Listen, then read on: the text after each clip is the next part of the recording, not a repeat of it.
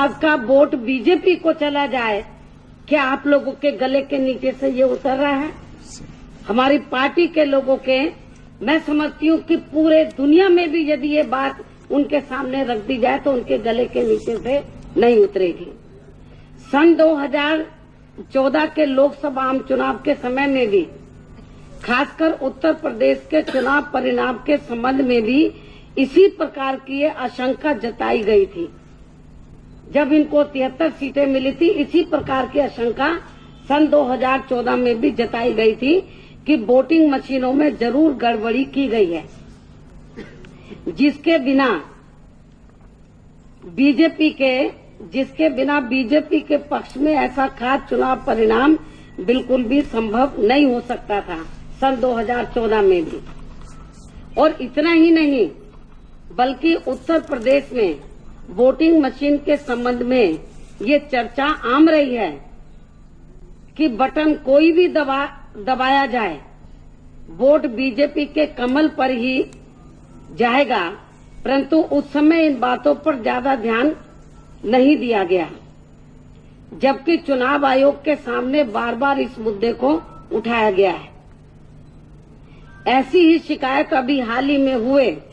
महाराष्ट्र नगर पालिका चुनाव में भी वोटिंग मशीन में गड़बड़ी के संबंध में की गई थी। इस संबंध में दिनांक 6 मार्च सन 2017 को वोट पड़ने, आखिरी चरण के वोट से पहले, इस संबंध में दिनांक 6 मार्च सन 2017 को 7वें व अंतिम चरण के मतदान से एक दिन पहले मेरी आयोजित, यानी कि जो चुनाव प्रचार खत्म होना था, तो एक दिन पहले मेरी आयोजित प्रेस कॉन्फ्रेंस में भी इसी प्रकार का सवाल, आपको याद होगा, इसी प्रकार का सवाल एक पत्रकार द्वारा सभी पत्रकारों के समक्ष मुझसे पूछा गया था, किया गया था, और आप लोग इस बात के गवाह हैं। और मेरे ख्याल उसी आज जहां ये सामने खड़े हैं, इधर ही एक पत्रकार था, शायद पहली बार आप लोगों ने देखा था, उसने टोपी सर के ऊपर लगाई हुई थी, तो आखिरी चरण वाले ने, हाँ, टोपी लगाई हुई थी उसने, और जहां उधर वो खड़ा हुआ था, जब सवाल जवाब हो रहे थे, आपको याद होगा, तो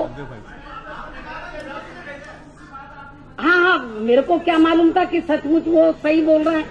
ये तो आज मालूम पड़ा जब रिजल्ट आ रहा है। जब उसने वो सवाल मेरे से पूछा कि जो मैं आज एलिगेशन लगा रही हूँ, तो वो सवाल जब उसने कहा था कि भाई आपका जो वोट है वो तो आपकी पार्टी के लोगों का या दूसरी पार्टी का, वो तो कमल पे ही जा रहा है। चाय वाले,